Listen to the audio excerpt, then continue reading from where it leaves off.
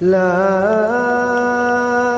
أقسم بيوم القيامة ولا أقسم بالنفس اللوامة أيحسب الإنسان أن لن نجمع عظامه بلى قادرين على أن نسوي بنانه. الحمد لله وكفى وسلام على عباده الذين اصطفى خصوصا على أفضلهم وخاتم النبيين محمد الأمين وعلى آله وصحبه أجمعين.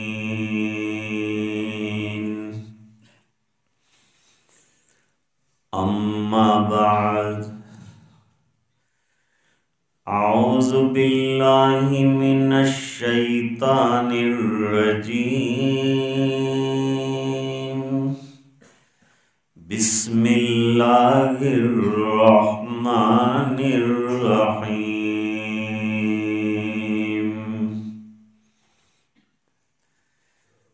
إنا نحن نزلنا الذكر وإنا له لحافظون.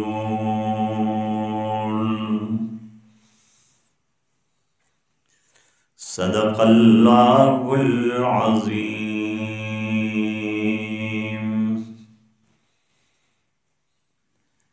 اللهم صل على سيدنا محمد وعلى آل سيدنا محمد وبارك وسلم.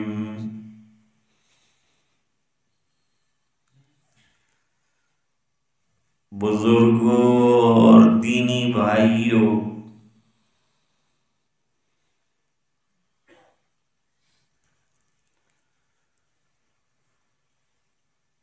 آج جب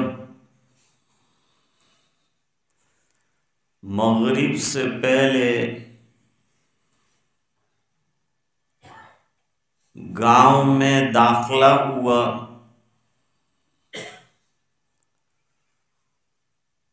تو یہاں کے ہر چھوٹے بڑے کو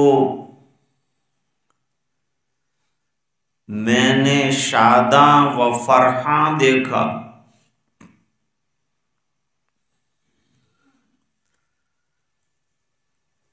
ہر ایک کے چہرے پر خوشی کے آثار تھے.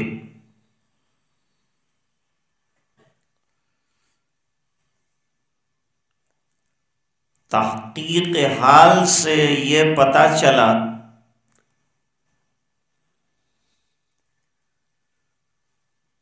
کہ آج گاؤں کے 50 سال سے متجاوز عمر رکھنے والے عبدالعزیز صاحب حافظ عبدالعزیز صاحب بن گئے.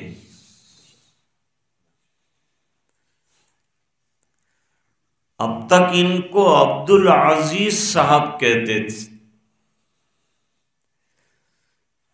آج سے ایک لقب ان کے ساتھ جوڑا، حافظ عبدالعزیز صاحب. یہ بڑا شرف ان کو حاصل ہوا.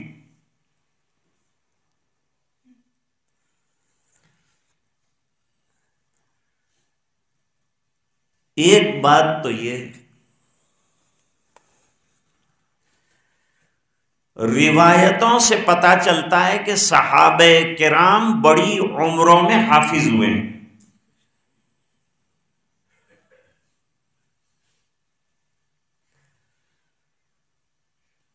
حضرت جبریل علیہ السلام 5 آیات لے کر اترتے تھے. حضرت فاروق اعظم رضی اللہ تعالیٰ عنہ نے فرمایا روزانہ 5 آیتیں یاد کیا کرو. حضرت ابو سعید خدری رضی اللہ تعالیٰ عنہ اپنے شاگردوں کو صبح میں 5 آیات، شام کو 5 آیات یاد کراتے تھے. حضور صحابہ کو 5 آیات یاد کراتے تھے، یہاں تک کہ قرآن کریم جب مکمل ہوا تو بڑی عمر کے بہت سے لوگ قرآن کریم کا بہت بڑا حصہ حفظ کر چکے تھے.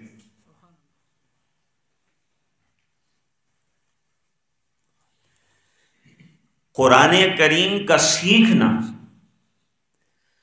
اور قرآن کریم کا حفظ کرنا دونوں کی ترغیب احادیث میں آئی.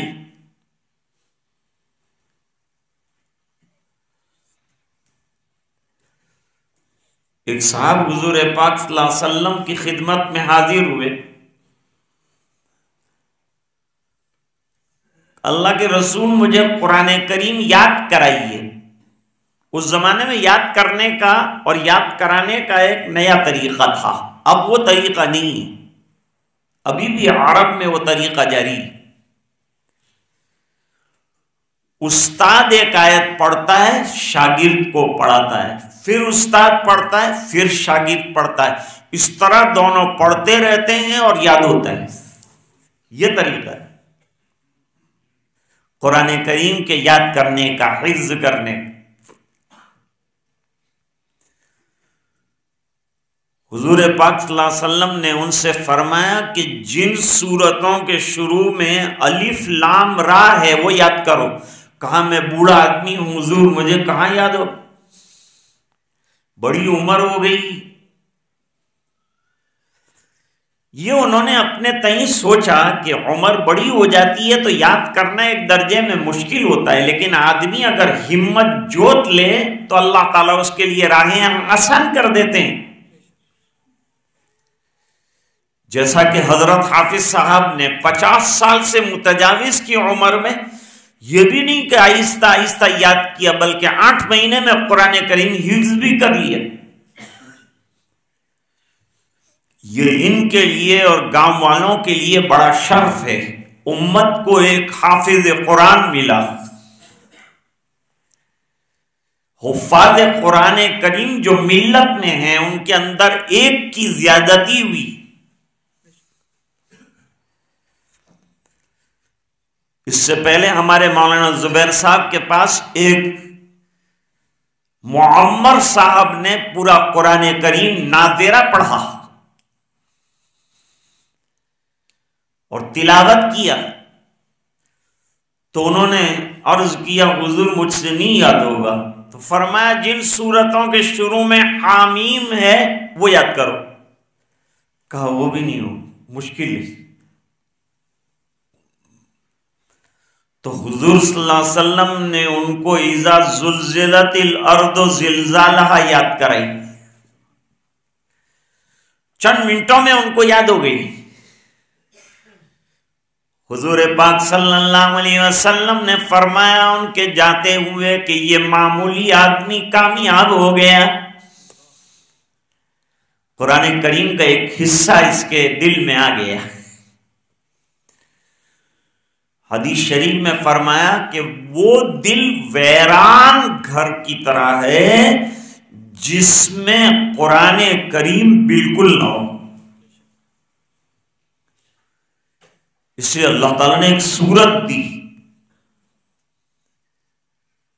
جس کا نام سورت الفاتحہ ہے. حضور پاک صلی اللہ علیہ وسلم نے فرمایا اتنی عظیم سورت نہ انجیل میں ہے، نہ تورات میں ہے، نہ زبور میں ہے جو قرآن میں ہے. 7 آیتیں ہیں سورہ فاتحہ کی اور اتنی بڑی اور اہم صورت ہے کہ ہر نماز میں ہر رکعت کے اندر دہرائی جاتی ہے، اس لیے اس کو سبع المثانی بھی کہتے ہیں۔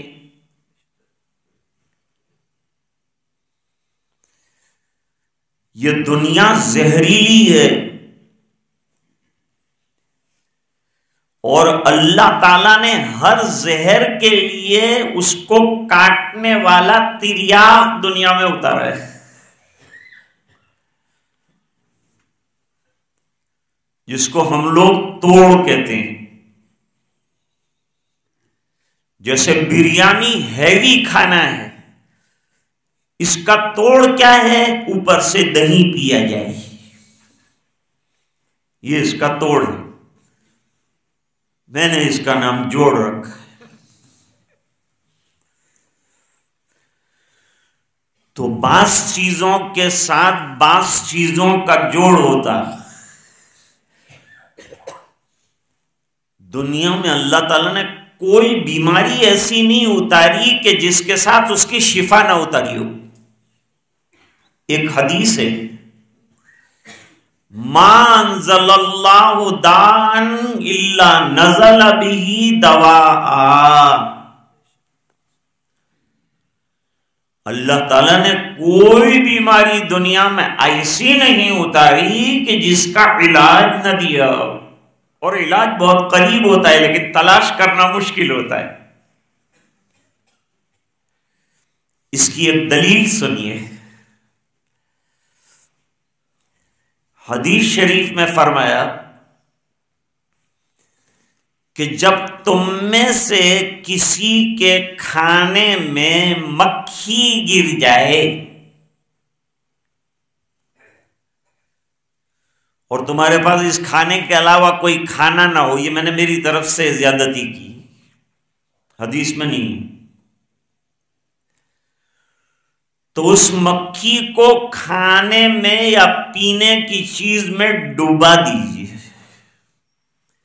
پھر پھینک دیجیے اور کھانا پینا کھائیے، آپ کو کوئی بیماری نہیں ہوگی، کوئی پریشانی نہیں ہوگی۔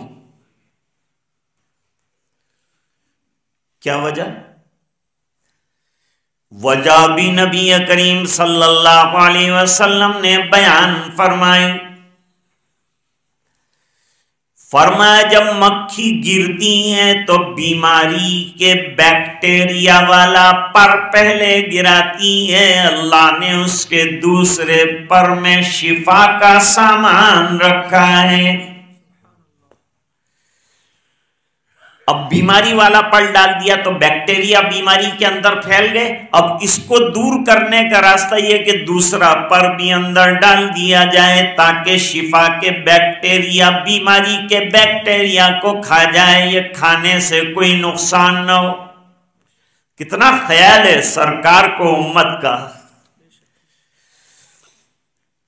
کہ کوئی کھا کے بیمار نہ ہو جائے، اس کی بھی سرکار کو فکر ہے۔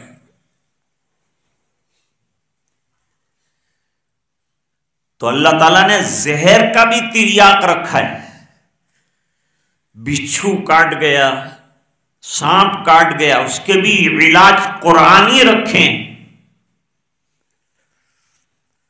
ابو سعید خدری رضی اللہ تعالیٰ عنہ نے سورہ فاتحہ کے ذریعے سے جس کو زہر چڑھا تھا اس کا علاج کیا تھا۔ اللہ نے سورہ فاتحہ کو سورہ شفا کہا ہے، شفا دینے والی سورت ہے، اس کو یاد کر لینا چاہیے۔ اور میں سمجھتا ہوں مسلمان کے ہر بچے کو، چھوٹے چھوٹے بچے کو یہ یاد ہے، یہ پورے قرآن کا نچوڑ یاد ہو گیا، پورے قرآن کا خلاصہ یاد ہو گیا۔ ابھی 14 تاریخ کو عشاء کی نماز کے بعد چنار واڑہ مسجد میں ایک بیان حفظ قرآن کریم کی تکمیل کے سلسلے میں ہوا۔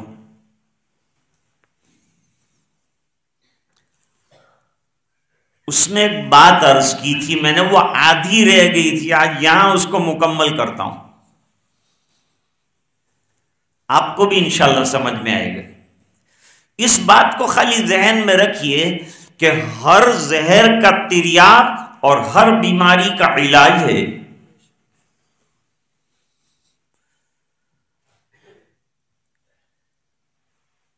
ایک جگہ جلسہ تھا، جلسے میں ایک بزرگ نے تقریر فرما کر دنیا کی ہر چیز کو زہر قرار دیا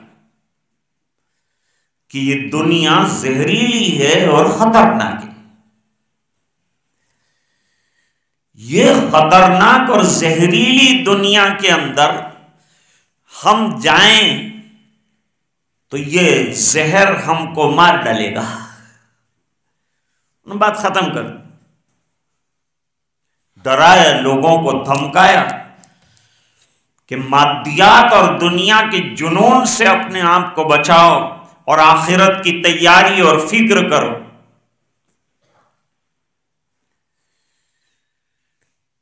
اس کے بعد میرے والد صاحب رحمت اللہ علیہ کا نمبر تھا، چونکہ صدر تھے وہ، تو انہوں نے پہلے تو یہ فرمایا کہ حضرت مولانا نے بالکل درست بات فرمائی کہ دنیا کی ہر چیز زہریلی ہے،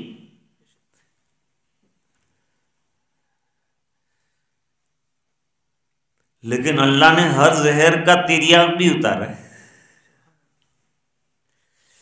زہریلی تو ضرور ہے لیکن کوئی نہ کوئی علاج بھی تو اتارا ہوگا، کیونکہ دنیا میں رہنا ناگزیر ہے، اس کے بغیر چل ہی نہیں سکتا ہے، تو جئیں گے کیسے؟ یہ زہر کا تریاق اللہ نے اتارا ہے، اور وہ تریاق قرآن ہے. قرآن کریم جو ہے دنیا والے زہر کا تریاق. اس لیے کہا جاتا ہے کہ چھوٹے بچوں کو اسکول جائیں، کالج جائیں، یونیورسٹی جائیں، اس سے پہلے قرآن کریم کے ٹیکے لگا دو تاکہ ہمارا بچہ دنیا کے زہر سے افیکٹڈ نہ ہو جائے. کتنا بہترین راستہ بتایا. تو آج کی دنیا جو زہریلی ہے اس میں بچے کو چھوڑنے سے پہلے اس کے سینے کو قرآن کریم سے منور کر دو. ان کو مکتب میں بھیجو، وہاں کا ماحول ملے گا، عقیدوں کی جڑیں مضبوط ہوگی تو یونیورسٹی جائے گا. حضرت مولانا کے بچے یونیورسٹی جاتے ہیں لیکن تعلیم اور تربیت کی وجہ سے ان کو کوئی ہلا نہیں سکتا جگہ سے، ورنہ وہاں کا پرچار، وہاں کا ماحول، وہاں کا جو کلائمیٹ ہے وہ بڑا ڈینجرس ہے. بہت جلدی ایمان سلب ہو جانے کا خطرہ ہے. انوائرمنٹ اس طرح کا ہوتا ہے وہاں کا. لڑکیوں کے ساتھ رہنا، دقیانوسی ذہن کے بچوں کے ساتھ ان کی باتیں سن سن کر اپنے ایمان کی حفاظت کر کے رہنا بڑا مشکل کام. ایک تمہیدی بات ختم ہو گئی. میں آپ تمام حضرات کو حضرت حافظ صاحب کے حفظ قرآن کریم کرنے پر بے حد مبارکباد دیتا ہوں اور درخواست کرتا ہوں کہ اگلے رمضان میں ان کو تراویح کا موقع دیا جائے. تراویح پڑھانے سے قرآن کریم جو ہے زندہ رہتا ہے، تابندہ رہتا ہے. ایک سال نہ سنایا تو آدھا حافظ، دوسرے سال نہ سنایا تو خدا حافظ. اس لیے قرآن کریم کی قدر کرو. حفاظ کا قدر کرنا یہ ہے کہ روزانہ تلاوت کریں. عام لوگوں کا قدر کرنا یہ ہے کہ روزانہ قرآن کریم سے کچھ حصہ ضرور گھر میں پڑھا کریں. ماں بہنیں بھی پڑھیں، لوگ بھی پڑھیں، مسجدوں کو بھی آباد رکھو اور اپنے گھروں کو اللہ کے ذکر سے اور قرآن کی تلاوت سے آباد رکھو. جس گھر میں قرآن کریم پڑھا جاتا ہے اس گھر کے اندر سکینہ اور اللہ کی رحمتیں نازل ہوتی ہیں. اس پر ایک واقعہ حضرت امام بخاری رحمت اللہ تعالی علیہ نے ذکر فرمایا۔ خود امام بخاری رحمت اللہ علیہ بہت بڑے حافظ قرآن کریم ہیں اور روزانہ 12 رکعت تہجد پڑھتے ہیں اور تہجد میں 15 پارے قرآن کریم کی تلاوت کرتے ہیں۔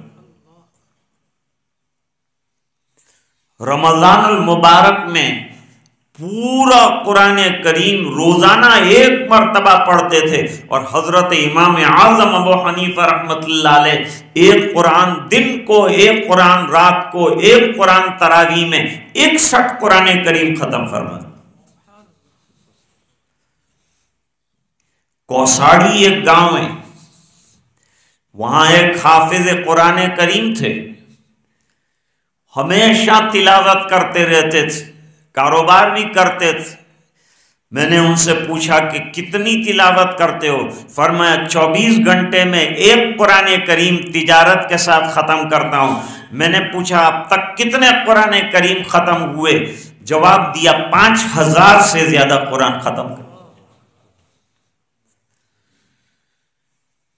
تو قرآن کے معجزات اور قرآن کے اعجازی پہلو آج بھی ہیں۔ قرآن زندہ کتاب ہے، کتاب زندہ قرآن حکیم، حکمت اولا یزال سو قدیم، حرف اورا ریب نے تبدیل نے، آیا الشرمندہ تاویل نے۔ حضرت حکیم الاسلام رحمت اللہ علیہ فرماتے تھے کہ امت والو، محمد عربی کا دامن تھامنے والو، اس بات کو اچھی طرح یاد رکھو کہ جب تک قرآن کریم جیسی زندہ کتاب کے ساتھ وابستہ رہو گے، اللہ تعالیٰ تمہیں زندہ رکھے گا اور تمہارا کول بال بھی کا نہیں کر سکتا۔ اس کی حفاظت کرو، یہ تمہاری حفاظت کرے گا۔ اللہ تعالیٰ فرماتے ہیں اِنَّا نَحْنُ نَزَّلْنَا الذِّكْرَ وَإِنَّا لَهُ لَحَافِظُونَ۔ یہ قرآن کریم ہم نے اتارا ہے، کسی انسان کا کلام نہیں ہے، اللہ کا کلام ہے، اللہ کی کتاب ہے۔ قرآن کریم خالی کتاب اللہ نہیں ہے، کلام اللہ بھی، اللہ کا کلام بھی ہے۔ اور اللہ نے فرمایا دوسری آسمانی کتابوں کی حفاظت کی ذمہ داری ان کے علماء کو دی تھی، اور قرآن کریم چونکہ قیامت تک چلنا ہے، اس لیے اس کی حفاظت کی ذمہ داری میں نے خود لی۔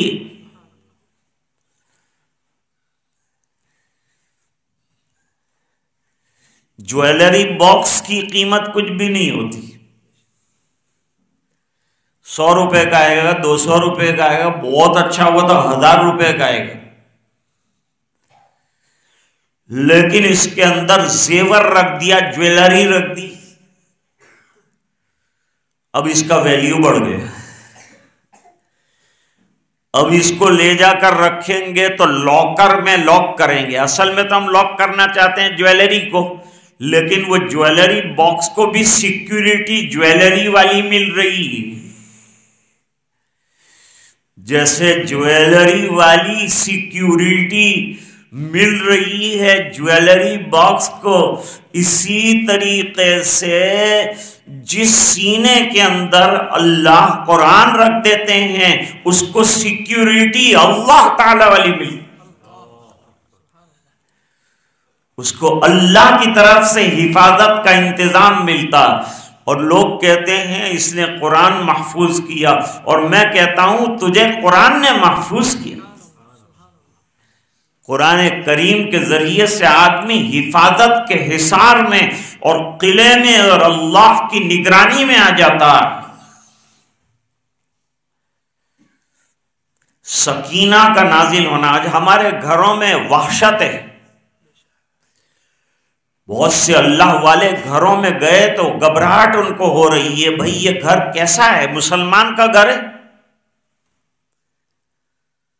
کوساڑی میں ہمارے شیخ آئے، شیخ الشیخ حضرت شاہ غلام حبیب صاحب رحمۃ اللہ وہ تشریف لائے تھے، ایک گھر میں ان کو ٹھہرا. یہ وہ گھر تھا کہ جہاں حضرت شیخ الاسلام مولانا حسین احمد مدنی قدس سرہ ٹھہرے تھے رات، اور رات تہجد ادا فرمائی تھی، اور حضرت رات کو بہت روتے تھے اور بہت جو ہے آہ و بکا اور بہت تلاوت اور بہت دعاؤں کا اور ذکر کا ایک عجیب سلسلہ رات کو قائم ہو جاتا. کسی کو ٹھہرنے نہیں دیتے تھے کمرے میں، جو کیفیت ان کی ہو جاتی.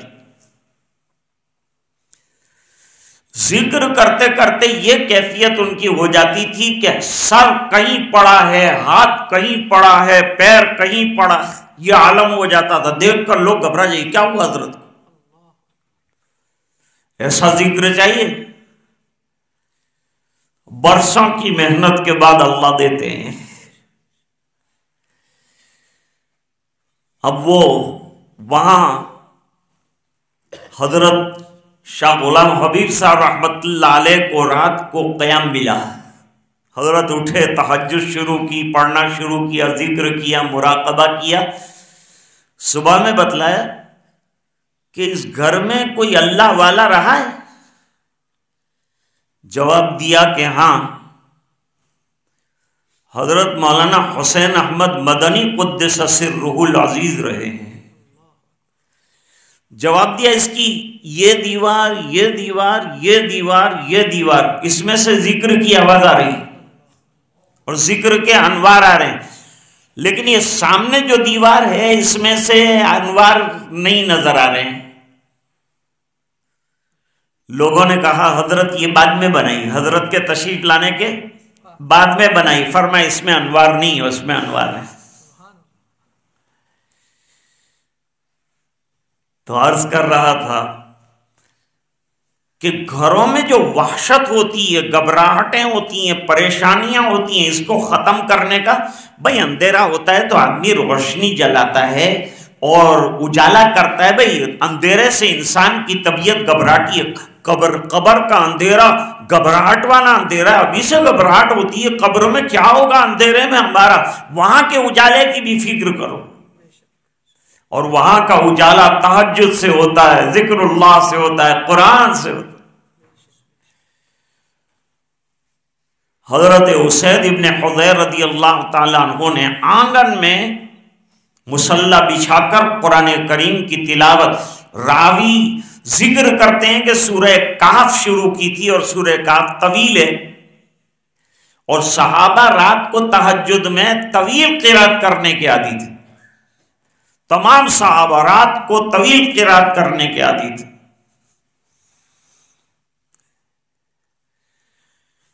اور 10 آیتوں سے کم تو کسی رکعت کے اندر کوئی صحابی تلاوت کرتا ہی نہیں تھا. کم سے کم 10 آیات، اور زیادہ سے زیادہ 2 پارے 3 پارے اس طرح سے تلاوت ہوتے تھے. حضرت عمر رضی اللہ تعالیٰ عنہ فجر کی نماز میں سورہ یوسف کی تلاوت کرتے تھے، اور سینے سے ایسی آواز آتی تھی جیسے کہ ہنڈیا ابل رہی. یہ عالم ہوتا تھا. اسید ابن حضیر نے لمبی تلاوت فرمائی، گھوڑا باندھا ہے ایک طرف، بچہ سویا ہے.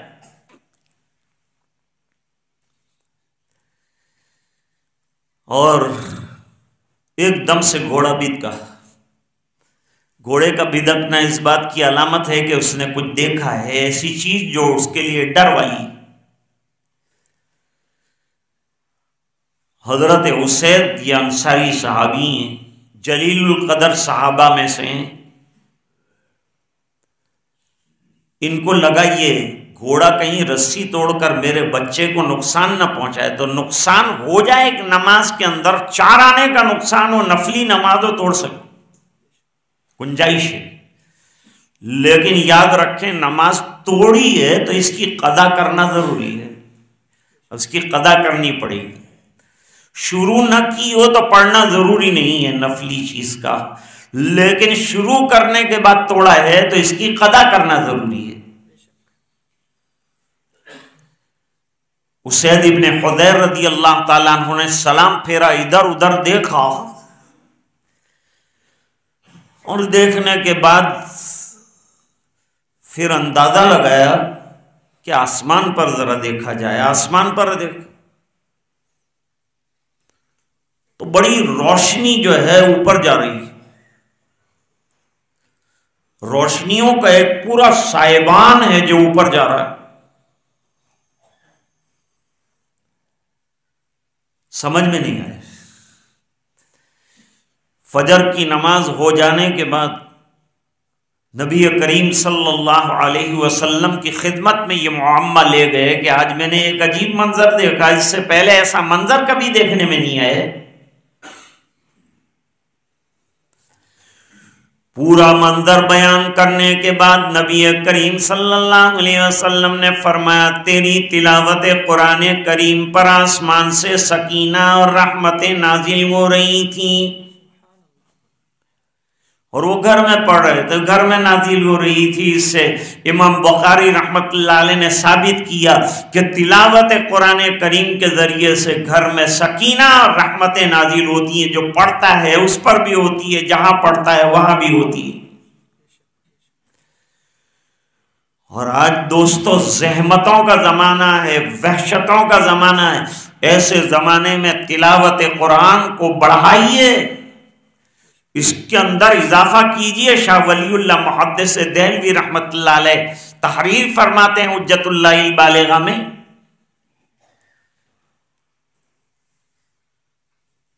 کہ سالک کی جب انتہا ہوتی، سلوک والے جب وہ اپنی انتہا کو پہنچ جاتا ہے تو تمام اوراد کی جگہ قرآن اس کا ورد بن جاتا ہے، بس وہ رات اور دن قرآن کریم پڑھتا رہتا ہے، تلاوت کرتا رہتا ہے، سمجھ میں آئے تو بھی پڑھو، نہ سمجھ میں آئے تو بھی پڑھو، کیونکہ سمجھنے پہ بھی اللہ اجر دیتے ہیں، نہ سمجھنے پہ بھی دیتے ہیں، اور کتنا دیتے ہیں۔ صاحب خلاصۃ البیان نے ایک حدیث حضرت عبداللہ ابن مسعود رضی اللہ تعالیٰ عنہ کی روایت کی۔ حضور پاک صلی اللہ علیہ وسلم نے فرمایا من قرأ حرفا من کتاب اللہ فلہ بہ حسنہ، جو قرآن کریم کا ایک حرف پڑھے اس کے لیے ایک حسنہ ہے، والحسنۃ بعشرۃ امثالھا، اور ایک حسنہ 10 نیکیوں کے برابر ہے۔ پھر آگے چل کر فرمایا لا قل الف لام میم حرف ولکن الف حرف ولام حرف ومیم حرف،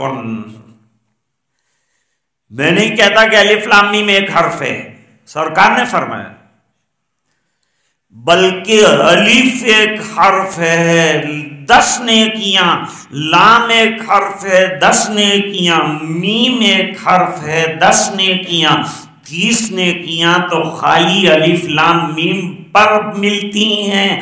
اب آگے جتنا پڑے گا اتنا اللہ دیتے جائیں گے، دیتے جائیں گے۔ بعض مشائخ نے اور بات لکھی، یہ فرمایا کہ پر 10 نیکی، لی پر 10 نیکی، میم پر 10 نیکی، فا پر 10 نیکی، تو 90 نیکیاں ہو گئی۔ الف لام میم پر 90 نیکیاں، کیا اللہ لٹا رہے ہیں خزانہ، اور عجیب خزانہ ہے کہ لٹاتے ہیں۔ اور مولانا عبد المجید دریابادی رحمت اللہ علیہ نے اپنی انگریزی تفسیر کے حاشیے پر لکھا ہے کہ most widely read book in the world in this time is قرآن،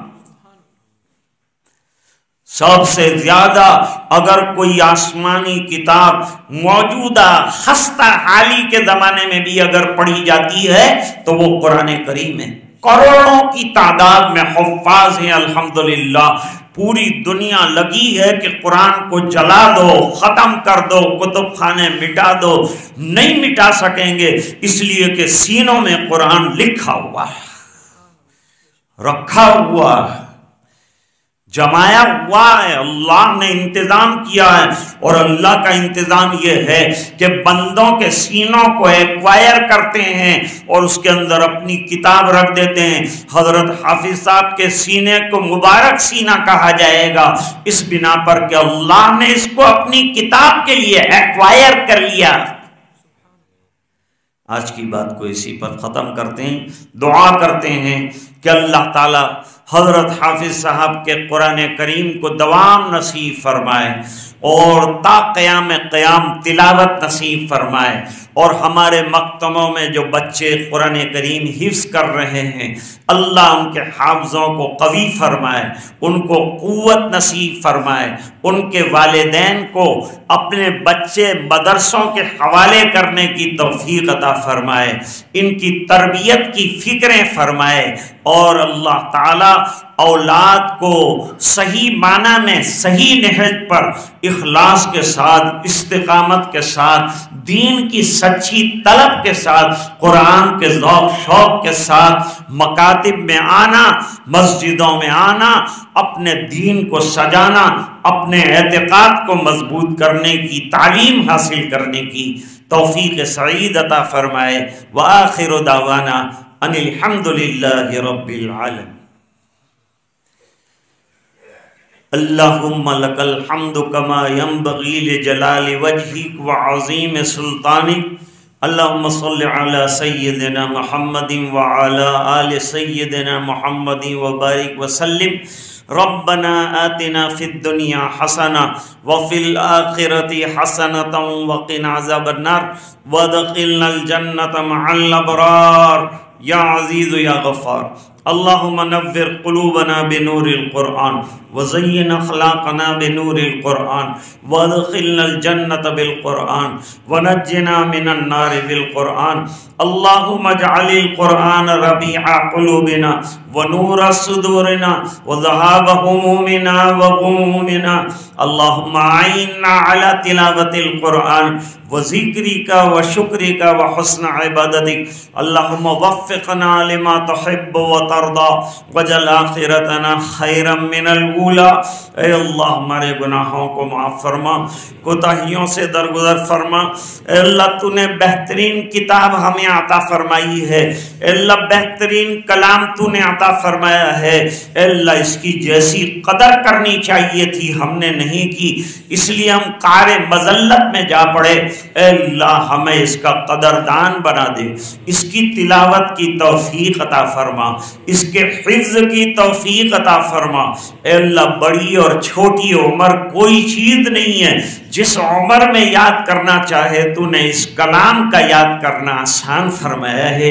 اے اللہ اس کا یاد کرنا ہمارے لیے سہل فرما دے، اے اللہ اس کا تلاوت کا عشق ہمیں عطا فرما دے، اس کے ایک ایک حرف سے محبت عطا فرما، اور اے اللہ اس کے معانی پر عمل کرنے کی توفیق عطا فرما، قرآن کریم کی فہم نصیب فرما۔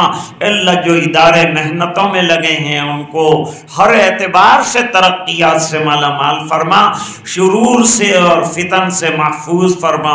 اے اللہ پورے گاؤں کی حفاظت فرما، پورے قریے کی حفاظت فرما، جتنے علماء ہیں ان کی محنتوں کو قبول فرما۔ اے اللہ ائمہ کی محنت کو قبول فرما، مکاتب کی محنتوں کو قبول فرما، مدارس کی، مساجد کی، خانقاہوں کی، مقابر کی، اے اللہ مراکز دینیہ کی حفاظت فرما۔ اے اللہ پورے مجمع کی مغفرت فرما، امت کے ایک ایک فرد کی مغفرت فرما، اور اے اللہ یہ دعائیں اپنے فضل و کرم سے قبول فرما برحمتک یا ارحم الراحمین۔